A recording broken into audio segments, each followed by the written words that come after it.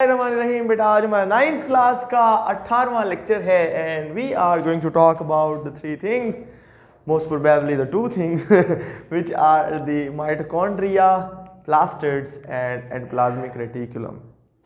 ये तीनों सेल के ऑर्गेनल्स हैं बेटा, और तीनों मेम्ब्रेनस यानी मेम्ब्रेन बाउंड ऑर्गेनल हैं। और ये दो जो हैं ये तो डबल मेम्ब्रेन बाउंड ऑर्गेनल हैं। समझ गए? तो ये क्या है बेटा, क्या होगा, जिस तरह वो नहीं था, उसका क्या नाम था, न्यूक्लियस। हाँ शाबाश। तो डबल मेम्ब्रेन बाउंड ऑर्गेनल है बेटा, ये इनकी 2 मेम्ब्रेन्स होती हैं। मैं बताता हूँ।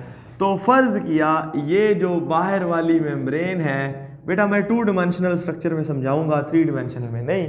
ये जो बाहर वाली मेम्ब्रेन है इसको हम कहते हैं आउटर माइटोकॉन्ड्रियल मेम्ब्रेन। अच्छा, मुझे सिर्फ एक बात बच्चों बताओ कि अगर ये जो है ये डबल मेम्ब्रेन बाउंड है तो क्या ये फिर बैक्टीरिया में होंगे? नहीं ना, मोनेरा के अंदर डबल मेम्ब्रेन बाउंड नहीं, मेम्ब्रेन बाउंड ऑर्गेनल नहीं होते। बैक्टीरिया क्या है? किंगडम मोनेरा, और they do not contain the membrane bound. बेटा समझ आ रही है? तो इसका मतलब यह है दे आर, ये जो हम तीनों की आज बात करेंगे, they are present only in the eukaryotic cell, they are not present in the prokaryotic cell. बेटा समझ आ रही? सही है। So what is this? They are present only in eukaryotic cell. सही है। अच्छा, जो स्ट्रक्चर की बात, अच्छा कंपोजिशन की जो हम बात करेंगे वो बेटा एज सच जो स्ट्रक्चर का पार्ट बताऊंगा उसकी कंपोजिशन साथ साथ आ जाएगी, फिर नीचे फंक्शन भी आ जाएगा तो हमें आइडिया हो जाएगा। ये आउटर माइटोकॉन्ड्रियल मेम्ब्रेन है। उसके बाद बेटा जो अंदर वाली मेम्ब्रेन होती है ना वो बिल्कुल सीधी, ये बाहर वाली मेम्ब्रेन बड़ी स्मूथ होती है। समझ गए आप बात को? सही है।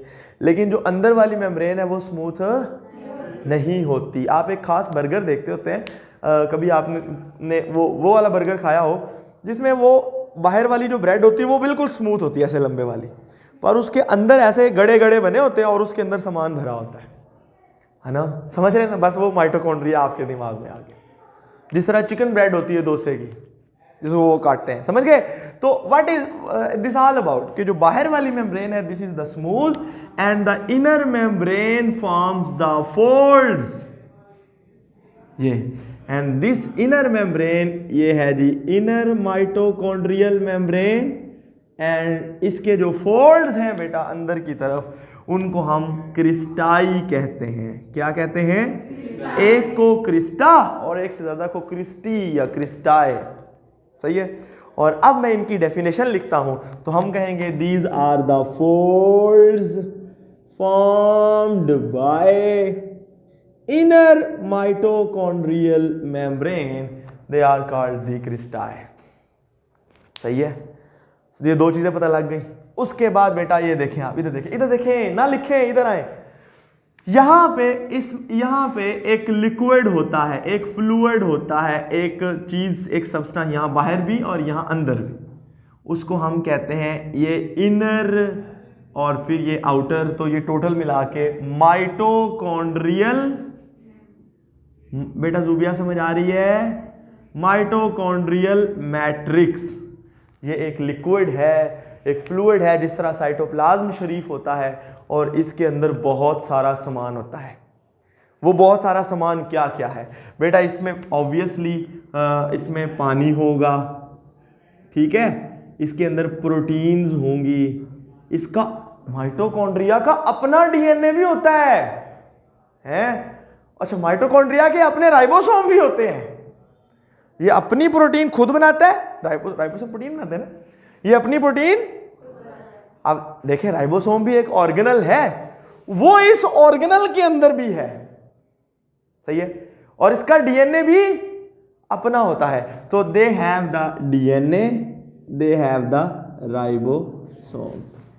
ये एक बात एक्स्ट्रा किताब में नहीं लिखी, इधर इस किताब में नहीं लिखी, 11वीं में लिखी है। ठीक है, तो आपको लग गया पता कि दे हैव देयर। तो अच्छा जी, अब अगली बात आ गई, ये मैट्रिक्स मोट्रिक्स बेटा। उसके बाद या जो अंदर वाली मेम्ब्रेन है ना, ये वाली, इस मेम्ब्रेन के ऊपर कुछ ऐसे छोटे छोटे दाने दाने दाने दाने वाली चीजें होती हैं। मैं कुछ बना रहा हूं, ये बहुत होती हैं।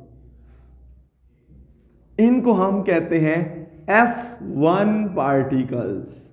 इनके अंदर कुछ एंजाइम्स होते हैं। जल्दी समझ आ गई? Outer membrane, inner membrane, mitochondrial matrix, सारी डायग्राम भी आपने पढ़ ली है। F1 पार्टिकल, क्रिस्टाई, ये सारे लेबल्स हैं उसके।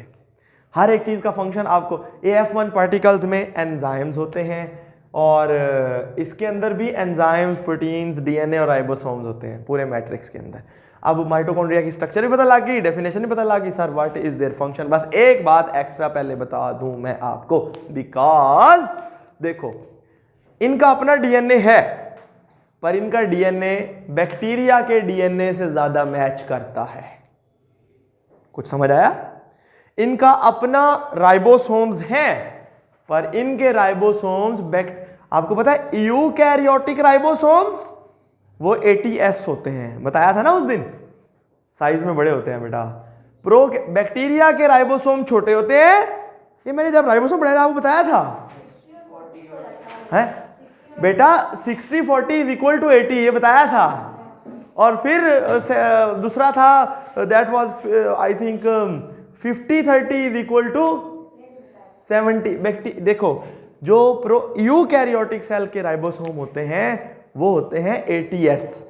जो प्रोकैरियोटिक यानी बैक्टीरियल राइबोसोम होते हैं वो होते हैं 70S, साइज में छोटे। तो इनके राइबोसोम यानी इनके they have their own DNA and they have their own ribosome, पर ये राइबोसोम्स बैक्टीरिया के राइबोसोम्स के साथ मिलते हैं। तो क्या मैं ऐसे कह सकता हूं कि mitochondria behave as prokaryotic cell inside an eukaryotic cell? बात गलत है ना? समझ रहे हैं ना जी?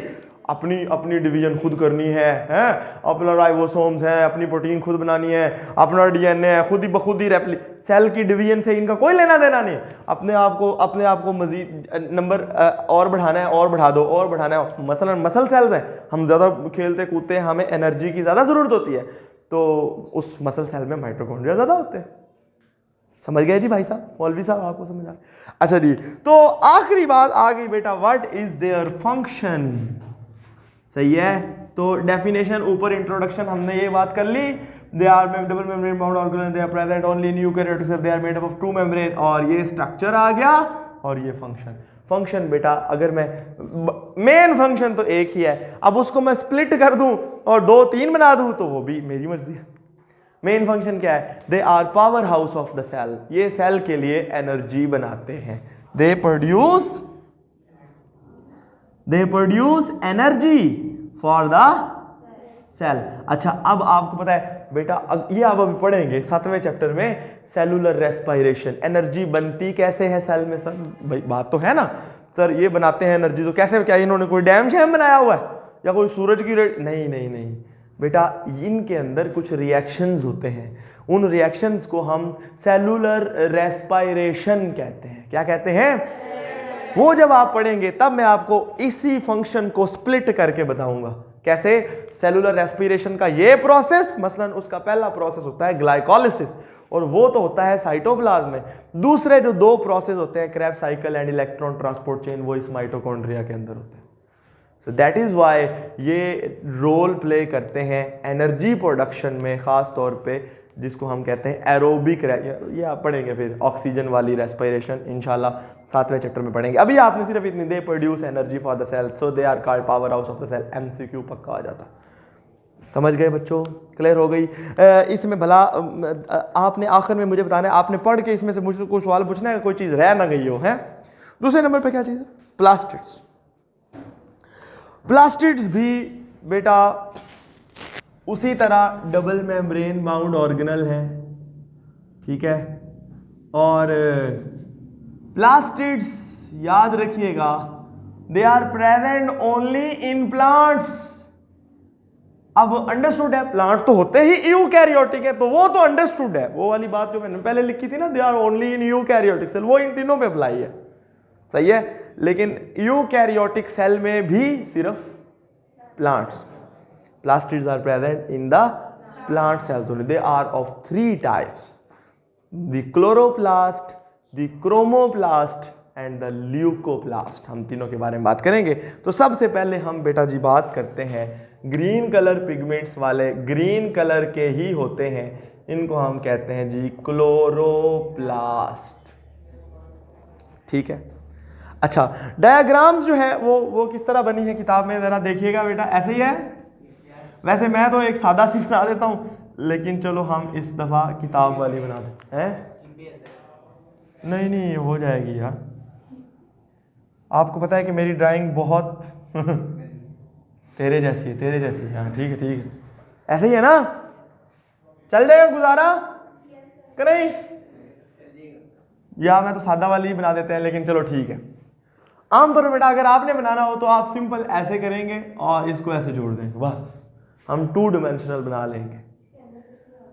होगा इसके अंदर चीजें। अच्छा, तो देखिए बेटा, ये इसकी क्लोरोप्लास्ट की भी ये आउटर मेम्ब्रेन है, सही है। और जो इसकी इनर मेम्ब्रेन है ना, वो इस तरह के फोल्ड्स भी नहीं बनाती और वो सीधी भी नहीं होती, पर वो मेम्ब्रेन स्प्लिट होके छोटी छोटी थैलियां बनाती है। बेटा फहद समझ आ रही? सही है। वो क्या बनाती है? छोटे छोटे। लाइक देखें अगर आप, तो वो इस तरह होती है। ये देखें, ये एक है, इसी तरह ये एक दूसरी है, ये इस तरह। समझ रहे हैं ना बात को आप? यानी ये छोटी छोटी, ये आमतौर पे हर एक में 8 भी हो सकती हैं, 50 भी हो सकती हैं, सही है। ये एक थैली को अगर मैं आपके सामने बनाऊं तो ये बड़ा फिनोमिना है बेटा। ये सैक लाइक फ्लैट स्ट्रक्चर्स हैं। एक फ्लैट यानी जिस तरह आप समझे कि आप आटे को एक बॉल बना के फिर ऊपर से दबा दें, वो जो चीज़ बन जाएंगे, दैट इज बेसिकली वो एक आपके सामने ऐसे वो बन जाएगी ना, जिस तरह कॉइन होता है, जिस तरह एक सिक्का होता है, वैसे। तो आप एक सिक्के को दूसरे पे जमा कर दो तो वो एक लंबा सा कॉलम बन जाता है, सही है जी। और इसी तरह बेटा ये दूसरा है, सिर्फ अब समझाने की खातिर, तो इस तरह ये तीसरा, ठीक है, समझ रहे हैं ना? तो आप ये क्या कहेंगे? These are the flat. अब मैं इनकी डेफिनेशन भी आपके सामने लिखता हूं।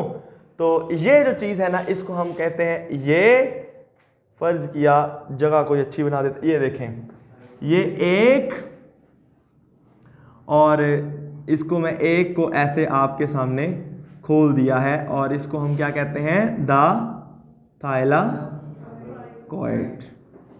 थाइलाकॉइड। हम कहेंगे these are the flat sac like structures, ठीक है, विच कॉन्टेन फोटोसिस्टम। क्या? फोटोसिस्टम को फिर आप थोड़ा सा अगर आप चाहें तो एक्सप्लेन कर दें, नहीं तो आप ये लफ्ज ना लिखें, इसकी जगह ये लिख लें, दी फोटोसिंथेटिक पिगमेंट। क्या? Photosynthetic pigment.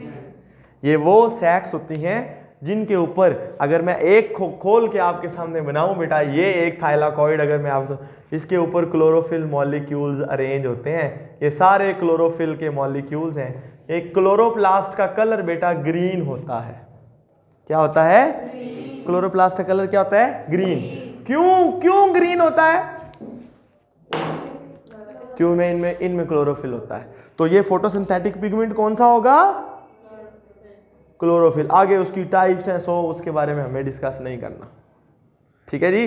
तो ये क्या हुआ? They are of the green colour. इसका मतलब क्या हुआ बेटा? ये पौधे के उन पार्ट्स में होंगे जो ग्रीन होते हैं, मसलन पौधे के पत्ते में सबसे ज्यादा होंगे, पत्तों के सेल्स में। इस तरह कुछ पौधों के तनों के सेल्स में भी होंगे, क्योंकि उनके तने भी ग्रीन होते हैं, जड़ें तो कभी नहीं होती है ना। तो ये समझ आ गया ना? थाइलाकॉइड्स आपको पता लग गया। और ये जो थाइलाकॉइड्स का एक कॉलम बनता है, ये पूरा एक कॉलम, इस एक कॉलम को ग्रैनम या ग्रानम कहते हैं।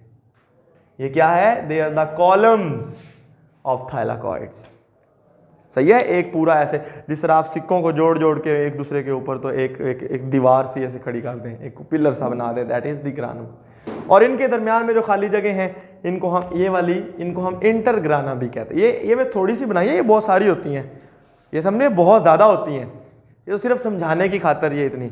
फिर बेटा यहाँ पे एक फ्लूइड होता है, इस पूरे एरिया में एक लिक्विड होता है और उसको हम कहते हैं द स्ट्रोमा। याद रखिएगा बेटा, थाइलाकॉइड्स के ऊपर फोटोसिंथेसिस के दो तरह के रिएक्शन होते हैं। क्या होते हैं? फोटोसिंथेसिस के दो तरह के रिएक्शन होते हैं। थाइलाकॉइड्स के ऊपर होती है क्लोरोफिल। क्या होती है? क्लोरोफिल। याद रखिएगा, क्लोरोफिल एक पिगमेंट है और पिगमेंट उन चीजों को कहते हैं जो सूरज की रोशनी को जज़ब करने की सलाहियत रखते हैं। समझ गए? तो ये पहला प्रोसेस है। इसमें जो थाइलाकॉइड्स होती हैं इनमें लाइट रिएक्शंस होते हैं। ये यानी अगर आप गौर करें तो चूंकि ग्राना भी थाइलाकॉइड के बने होते हैं तो इसलिए इनके ऊपर लाइट रिएक्शंस होते हैं। और ये जो स्ट्रोमा है, जो फ्लूइड है, इसके अंदर फोटोसिंथेसिस के डार्क रिएक्शंस होते हैं। वो लाइट और डार्क रिएक्शन है क्या, ये हम 7th चैप्टर में पढ़ेंगे। वो पूरे रिएक्शंस को हम एक्सप्लेन करेंगे आपके साथ। ठीक है बच्चा? तो ये आपको लग गया पता कि जी ये क्लोरोप्लास्ट हैं और chloroplast are made up of the two, they also have their own DNA, they also have their own ribosomes. ठीक है? ये बात भी वो वाली बात इन पे भी अप्लाई होगी। एंड दी क्लोरोप्लास्ट, हाँ मैं रिकॉर्डिंग कर रहा हूँ, बाद में आता हूँ। तो क्लोरोप्लास्ट समझ रहे हैं ना जी बात को? तो ये क्या हुए कि they are of green colour, they are present in those areas of the plant which are of green colour, for example the leaves. They are also the double membrane bound and present only in plant cells. They are the outer membrane is smooth and cover करती है, the inner membrane is like it forms small sac like structures which are arranged over each other in the form of the columns. Those columns are called as grana and those, एक को granum और एक से ज्यादा को grana या ग्राना। ठीक है? और ये जो सैक लाइक स्ट्रक्चर्स हैं they are called thylakoids. Thylakoids के द क्लोरोफिल या फोटोसिंथेटिक पिगमेंट्स यानी chlorophyll molecules, they are arranged on the thylakoid membranes in the form of photosystems. हम बात करेंगे इसके बारे में 7वें चैप्टर में दोबारा से। सही है? So the light reactions of the photosynthesis, यानी ये basically chloroplast are involve. What is their function? They carry out the photosynthesis. यही बात आई ना? तो व्हाट इज देयर फंक्शन भाई साहब? फोटोसिंथेसिस करना। फोटोसिंथेसिस के जो लाइट रिएक्शंस है दे अकर ऑन द थाइलाकॉइड्स या grana and those the dark reaction occur on the in the stroma. समझ गए बेटा बात को? ये है क्लोरोप्लास्ट में। तो प्लास्टिड्स की पहली टाइप तो हो गई पूरी है। जो दूसरी टाइप है दैट इज व्हाट वी से the chromoplast. Google Chrome colours हैं। सो जो क्रोमोप्लास्ट होते हैं, मैं उनको जानबूझ के रेड से लिख रहा हूं बेटा, और ये होते हैं, ये प्लांट को कोई और कलर दे सकते हैं सिवाय ग्रीन के। सही है? यानी ये उन एरियाज ऑफ द प्लांट में होते हैं, यानी फॉर एग्जांपल दी फ्लावर्स। अब आपको पता है कि फूलों का रंग होता है बड़ा कलरफुल है, फ्रूट्स, तो उन जगहों पे ये होते हैं। एंड दे इम्पार्ट कहते हैं इंडक्ट करना, किसी चीज़ के अंदर कलर देना उसको है। Any colour other than green, खास तौर पे bright colours, they impart some bright colours to the plant और they are present only in those parts of the plants which are of bright colours हैं, like for example fruits and for example flower petals, ये वो है। तीसरी जो चीज होती है, they are the leucoplast. Leucoplast बेटा उन प्लांट के उन पार्ट्स के अंदर होते हैं। ल्यूकोसाइट्स हैं व्हाइट ब्लड सेल, किसी का कोई कलर नहीं होता, ट्रांसपेरेंट होते हैं। और ये प्लांट के उन पार्ट में होते हैं जहां फूड स्टोर होती है, या तो फूड स्टोरेज की जगह पे या फिर कहां पे, या तो फूड स्टोरेज वाले सेल्स में या फिर जड़ों में, क्योंकि जहां कोई कलर नहीं होता। फूड स्टोरेज आमतौर पे बेटा होती है, अगर आलू की बात करें तो आलू के अंदर, तो उसमें कोई अंदर से आलू का कोई ग्रीन कलर तो नहीं ना होता, वो ट्रांसपेरेंट ही तकरीबन होता है। सिमिलरली फ्रूट्स, बहुत सारे फ्रूट्स ऐसे हैं जो अंदर से तकरीबन ट्रांसपेरेंट ही होते हैं। हाँ जी बेटा, खास आप कहेंगे सर आम तो फिर येलो कलर का, लेकिन बेटा जब आम कच्चा होता है तो वो वाइट ही होता है ना, कि नहीं? तो पता लग गया जी मौलवी साहब? ठीक है बेटा, टाइम कितना रहता है? Still, yeah, we have. All right, we are going to talk about the endoplasmic reticulum as well. बड़ा ही आसान है, बड़ा ही आसान है। और हम बात करें बेटा, अगर मैं आपको बताऊं तो ये है, आप गौर करें तो द सेल शरीफ है, और ये है उसका न्यूक्लियस शरीफ है। तो सेल की मेम्ब्रेन ये है प्लाज्मा मेम्ब्रेन, और ये है न्यूक्लियर एनवेलप या न्यूक्लियर मेम्ब्रेन। तो इनके दरमियान में बेटा एक नेटवर्क होता है। एक नेटवर्क के अलावा हम कहेंगे इट इज हम कहेंगे एक पूरे का पूरा फ्रेम सा होता है of channels, interconnected tubes, interconnected channels. Channels किन्हें कहते हैं? ये जो पाइप नहीं होते सीवरेज के, इनको भी चैनल्स कहते हैं, यानी जिसमें चीजें गुजर रही हो, ट्यूब्स। ठीक है, तो अगर आप गौर करें तो मैं क्रॉस सेक्शन में आपके सामने बनाऊं, फर्ज किया ये मैं काट के ना, आप क्योंकि मैंने सेल को ऐसे काट दिया ना तो आपको ऐसा दिख रहा है, तो ये आप देखें जी, तो फर्ज किया बेटा ये वो चैनल्स हैं, वो ट्यूब्स हैं, ठीक है ना। और ये पता है किस तरह होते हैं? अगर आपको मैं एक चीज समझाना चाहता हूं बेटा, एक लफ्ज होता है एनास्टोमोसिस एंड बाइफरकेशन। क्या होता है? And bifurcation. और इसको हम अगर एक साइड पे थोड़ी सी दिखा भी दें तो ट्यूब्स वो ये देखें, समझ रहे हैं ना बात को? यहाँ से और ट्यूब्स भी, जब फर्स्ट ईयर की वाले में बड़ी अच्छी हमने डायग्राम बनाई थी, वो किसी स्टूडेंट ने बनाई थी। अच्छा, तो देखें ये अगर मैं डिफाइन करूं, मैं अब सारा उतार देता हूं, यहां समझ गए ना, बाकी सारा मिटा देते हैं। सही है बेटा? तो हम कहेंगे इट इज दी, ये क्या है? ये क्या चीज है? दी न्यूक्लियर एनवेलप। और ये क्या है? Plasma membrane. तो हम कहेंगे इट इज द नेटवर्क। क्या है बेटा? नेटवर्क ऑफ हाँ जी, इंटरकनेक्टेड। और अगर आप ब्रैकेट में एक लफ्ज लिखें, मैं अभी उसकी जगह छोड़ देता हूं, तो उसके बाद ठीक है, और आप लिखेंगे चैनल्स, ठीक है, which extend from plasma membrane to nuclear envelope है। और ये चैनल्स, ये ट्यूब्स, ऑब्वियसली बेटा ये जो मेम्ब्रेन है, ये जो थाइलाकॉइड की मेम्ब्रेन है, वो जो माइटोकॉन्ड्रिया की मेम्ब्रेन थी अंदर वाली और बाहर वाली, और ये जो मेम्ब्रेन्स है सारी, ये भी और ये भी ट्यूब्स की भी मेम्ब्रेन होती है। ये बेटा सारी उन्हीं चीज़ों की बनी हुई है, वही लिपिड बाइलेयर और वही प्रोटीन, वो फ्लूइड मोज़ेक मॉडल जो हमने कहा था प्लाज्मा मेम्ब्रेन की स्ट्रक्चर, तो मैंने कहा था सेल मेम्ब्रेन्स भी सारी ऐसी ही होती हैं। भाई मौलवी साहब समझ आ गई बात की? तो भाई आपको समझ आ रही है? जिक्रिया, फहद, नूर जुहां, आपको, हाजी साहब? अच्छा, तो ये आपको लग गया पता कि जी ये ऐसे है। अब ये यहाँ पे एक लफ्ज लिखना चाहता हूं मैं बेटा। एक चीज होती है एनास्टोमोसिस। अगर दो सड़कें इस तरह आ रही हों और आपस में मिल जाएं तो इसको एनास्टोमोसिस कहते हैं। और अगर यही दो सड़कें आपस में अलग-अलग हो रही हों तो इसको बाइफरकेशन कहते हैं, बाइफरकेट हो जाना। सही है? तो ये क्या हुआ? Anastomosis and bifurcation. तो ये चैनल्स इस तरह के आपस में मिलते जुलते हैं, समझे? कहीं दो आपस में जुड़ गए, कहीं एक इधर से निकल गया, समझे? इस तरह, ठीक है? तो अगर आप गौर करें तो यहां रास्ता है ना, लाइक दिस। सही है? और ये जो ऐसे सैक्स की तरह के स्ट्रक्चर, इनको हम सिस्टर्न कहते हैं, सिस्टर्नी भी कहते हैं। किताब में गोल्जी ऑपरेटर्स में हम इसके बारे में पूरी डिटेल पढ़ेंगे। अच्छा, तो आपको लग गया पता, इसमें लिख सकता हूं एनास्टोमोसिंग एंड बाइफरकेटिंग। बाइफरकेशन मतलब बाइफरकेटिंग। सही है ना जी? तो आगे सारी डेफिनेशन वही है। अच्छा बेटा, ये होती है, इधर देखें, ये होती है दो तरह की। सही है? और ये दो तरह की, अगर एक है तो उसके ऊपर इस तरह के दाने दाने की तरह के स्ट्रक्चर होते हैं। अगर आप में से कोई किताब से देखे बगैर और जिसने स्कूल में पढ़ा हो वो नहीं, मुझे बताए कि तो मैं उसको 1 रुपया दूंगा, 5 रुपया दूंगा। हाँ बताओ, हाँ बोले कि इन दानों को क्या कहते हैं?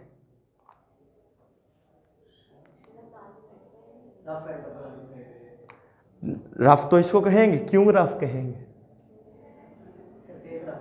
नहीं पुत्र, क्योंकि इन पे राइबोसोम होते हैं। Ribosomes are present in the दो जगहों पे होते हैं, एक freely dispersed in the cytoplasm और रफ एंडोप्लाज्मिक रेटिकुलम पे जुड़े हुए। तो ये वो राइबोसोम्स हैं। समझ गए? सो हम कहेंगे ये दो तरह की एंडोप्लाज्मिक रेटिकुलम होती है, रफ एंडोप्लाज्मिक यार ये किसने इधर रख दिया है, रफ एंडोप्लाज्मिक रेटिकुलम RER, और फिर स्मूथ एंडोप्लाज्मिक रेटिकुलम, क्योंकि इस पे राइबोसोम नहीं होते, it does not contain any ribosomes, so that is why it is smooth है, तो उस पे दाने दाने होते हैं तो वो रफ। ये इलेक्ट्रॉन माइक्रोस्कोप में इस तरह हमें दिखती है, सही है? हाँ जी। तो ये आपको लग गया पता कि जनाब ये smooth endoplasmic reticulum, what is their function now? बेटा अंडरस्टूड है, रफ एंडोप्लाज्मिक रेटिकुलम पे होते हैं राइबोसोम शरीफ, तो उसका काम क्या होगा फिर? हाँ जी। तो ये अच्छा सर फिर ये आप राइबोसोम तो ऐसे क्यों कह रहे हैं, प्रोटीन्स हैं, IEN तो नहीं होता? हाँ यही है, प्रोटीन सिंथेसिस इसका फंक्शन है। लेकिन बेटा ये आम तौर पे रफ एंडोप्लाज्मिक रेटिकुलम पे वो प्रोटीन बनती है जिसने आम तौर पे सेल से बाहर जाना होता है, या सेल की मेम्ब्रेन के पास उधर से कहीं निकलना या उधर इस्तेमाल होना होता है। जो होती है ना जो राइबोसोम उधर ही साइटोप्लाज्म के अंदर होते हैं, उन पे जो प्रोटीन्स बनती है वो वहीं इस्तेमाल हो जाती है साइटोप्लाज्म के अंदर ही। तो ये आपको लग गया पता कि रफ एंडोप्लाज्मिक रेटिकुलम चूंकि उस पर राइबोसोम होते हैं, इसका फंक्शन क्या है? प्रोटीन्स बनाना। तो बेटा जो स्मूथ एंडोप्लाज्मिक रेटिकुलम है इसके 3 इंपॉर्टेंट फंक्शन, वैसे तो एंडोप्लाज्मिक रेटिकुलम का एक जनरल फंक्शन भी हम पढ़ेंगे, तो इसका काम होता है बेटा लिपिड मेटाबॉलिज्म। क्या होता है? Lipid metabolism. उसके अलावा बेटा डिटॉक्सिफिकेशन, यानी जो भी कोई सेल्स वेल्स हैं जो सेल के अंदर कोई जहरीली चीजें हैं तो उनको डिटॉक्सिफाई करना। और एंडोप्लाज्मिक रेटिकुलम का 2 और काम मैं आपको बताता हूं, सही है? ये किताब में नहीं लिखे हुए। एक काम बेटा होता है ये दोनों ही एक काम करती हैं। एंडोप्लाज्मिक रेटिकुलम चूंकि ये चैनल्स हैं, ये ट्यूब्स हैं, ये ट्रांसपोर्ट करते हैं मटेरियल्स की, सही है? सो दे ट्रांसपोर्ट, इधर लिख दूं दोनों के, यहाँ पे 2 यानी 2 फंक्शन तो ये हो गए ना, 3, 2 इसके 1 इसका। तो यहाँ पे आप फंक्शन में एक और हेडिंग बनाएं तो आपको ये इनके साथ साथ एक्स्ट्रा 2 बातें मैं लिख देता हूं। वो क्या है कि ये क्या करते हैं, यानी मटेरियल की transport, yes, material transport of materials within the cell. अच्छा ये जरूरी नहीं है सेल के अंदर, बाकी डिफ्यूजन वगैरह से साइटोप्लाज्म के अंदर भी चीजें इधर उधर जाती हैं, पर ये खास किस्म के केमिकल्स होते हैं जो सिग्नलिंग में काम करते हैं। हम उनके बारे में अभी नहीं पढ़ेंगे, आप अगर डॉक्टर बन के पढ़ेंगे, लेकिन आइडिया आपको हो गया कि कुछ चीजें, सारी चीजें नहीं लेकिन कुछ चीजों की ट्रांसपोर्ट इनके अंदर और या फिर इनकी मेम्ब्रेन के ऊपर भी होती है। समझ आ गई बात की? बहुत सारी चीजें ऐसी हैं जिनकी ट्रांसपोर्ट इनकी मेम्ब्रेन के ऊपर चल के वो यहाँ न्यूक्लियर मेम्ब्रेन से शुरू करती हैं और इनके ऊपर चलते चलते यहाँ तक आती हैं और यहाँ से फिर बाहर निकल लेती हैं। समझ गए? तो transport of the material in the cell. और आखिर में एक इंपॉर्टेंट बात इसके अंदर, अच्छा मसल सेल की जो एंडोप्लाज्मिक रेटिकुलम होती है ना बेटा, उसे सार्कोप्लाज्मिक रेटिकुलम कहते हैं। क्या कहते हैं? सार्कोप्लाज्मिक। तो उसके अपने काम भी हैं, वो कैल्शियम को रिलीज भी करती है, यानी हम कहेंगे, बस इतना याद रखिएगा कि ये दूसरा मैं थोड़ा सा बता देता हूं, it is involved in calcium release in muscle cells, बस इतना याद रखेगा। बाकी आप 12वीं क्लास में जाके पढ़ेंगे कि वो कैल्शियम फिर क्या क्या करती है, उससे हमें अभी कोई लेना देना नहीं। ठीक है बेटा?